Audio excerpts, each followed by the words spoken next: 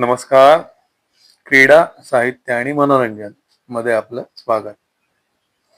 आशयांमध्ये मी आज सांगणार आहे आशाताई आणि आदरणीय बाळासाहेब यांच्या मैत्रीची कहाणी त्यांच्याच शब्दात.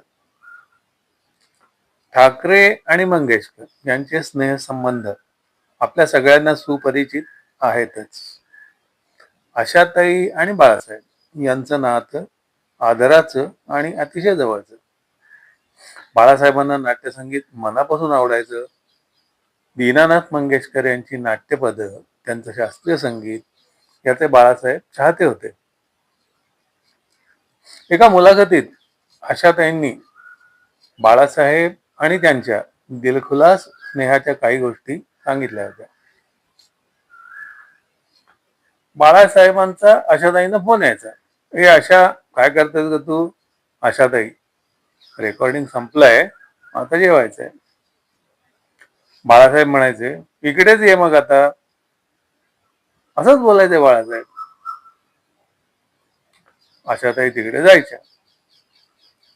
मग बाळासाहेब त्यांच्या खास शैलीत विचारपूस करायचे. जेवायचा आग्रह व्हायचा. नंतर मग बाळासाहेबांची फरमाईश व्हायची, बाबांचं ते गाणं ऐकव बरं मला. छा, नाट्यगीत आजकाल कोणी गातच नाही. नाट्यगीत आजकाल कोणी गात नाही याची खंत बाळासाहेब त्यांच्या खास शैलीत आणि भारदस्त आवाजात व्यक्त करायचे. गाणं ऐकून समाधान झालं की मग बाळासाहेब म्हणायचे, जा आता तू, बोलवल्यावर परत ये.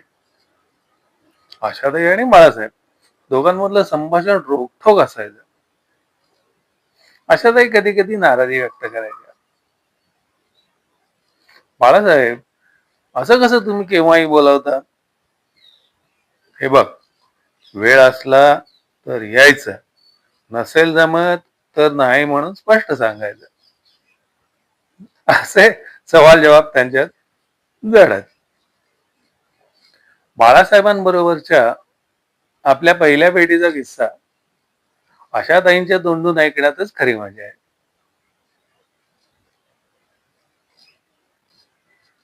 मला त्यांनी पहिल्यांदा ज्या वेळेला ऑफिसमध्ये बोलवलं तेव्हा त्यांची माणसं आली.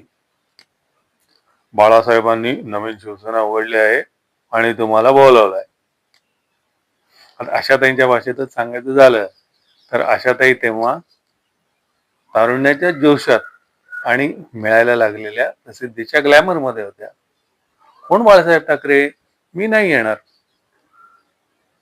असं दुसऱ्यांदा झालं, तिसऱ्यांदा झालं.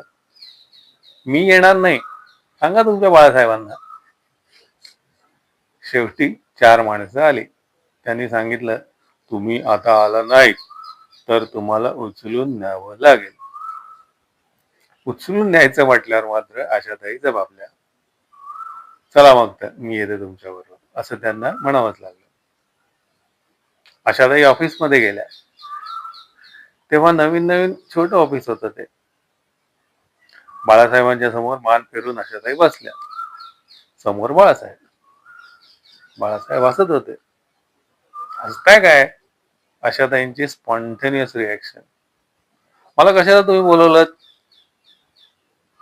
बाळासाहेबांच्या चेहऱ्यावरचं मार्मिक स्मितहास्य कायम होतं.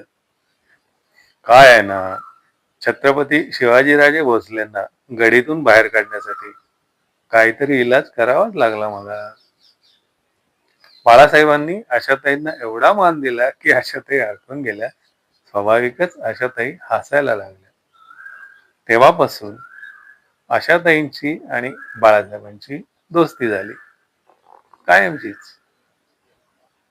दोघांचंही मराठी भाषा आणि संस्कृती यावर निस्सीम प्रेम. असेच आदरयुक्त स्नेहबंध राजसाहेबांचे आशाताईंबरोबर होते. त्याबद्दल पुढे कधीतरी. बरं, तर मग भेटूया पुन्हा आशयांमध्ये अशाच एखाद्या मनोरंजक आठवणीसह. हा माझा व्हिडिओ आवडला असेल तर शेअर करा, लाईक करा आणि सबस्क्राईब करा. भेटूया पुन्हा.